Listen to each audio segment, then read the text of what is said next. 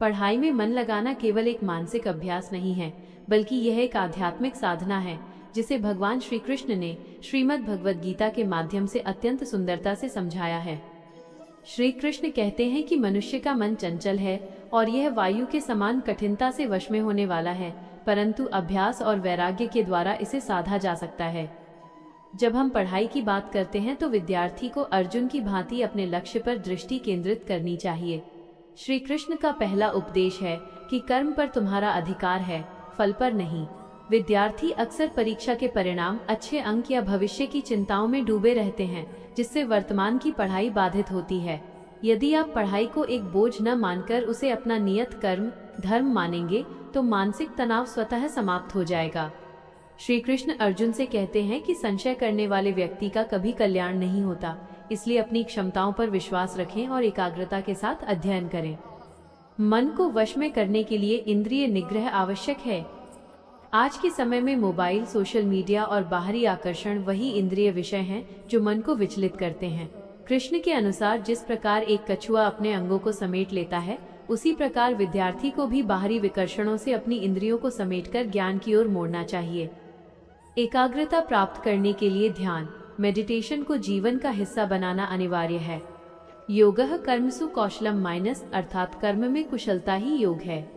जब आप अपनी पढ़ाई को पूरी तन्मयता और कुशलता से करते हैं तो वही ईश्वर की सच्ची पूजा बन जाती है। पढ़ाई में मन न लगने का सबसे बड़ा कारण मोह और आलस्य है। तामसिक वृत्तियां मनुष्य को निद्रा और प्रमाद में ढकेलती हैं, जबकि सात्विक आहार और सात्विक विचार बुद्धि को तीक्ष्ण करते हैं। श्री कृष्ण कहते हैं कि जो व्यक्ति अति आहार करता है या बिल्कुल भोजन नहीं करता, जो बहुत सोता है या सदैव जागता रहता है, उसका योग सिद्ध नहीं होता। इसलिए पढ़ाई में सफलता के लिए एक संतुलित जीवन शैली अपनाना अनिवार्य है। ज्ञान की प्राप्ति के लिए विनम्रता और श्रद्धा का होना भी आवश्यक है। श्रद्धा वल्लभते ज्ञानम माइनस, जिसका अर्थ है कि जिसके भीतर श्रद्धा है वही ज्ञान प्राप्त कर सकता है।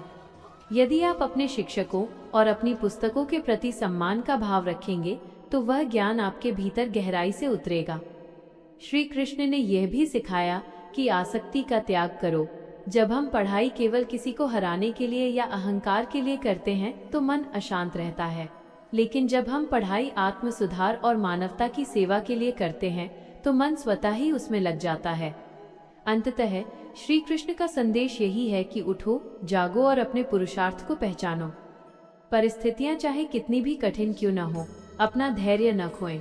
जिस प्रकार कुरुक्षेत्र के मैदान में भगवान ने अर्जुन का सारथी बनकर उसे अंधकार से प्रकाश की ओर ले जाने का मार्ग दिखाया, उसी प्रकार आपके भीतर स्थित विवेक आपका सारथी है।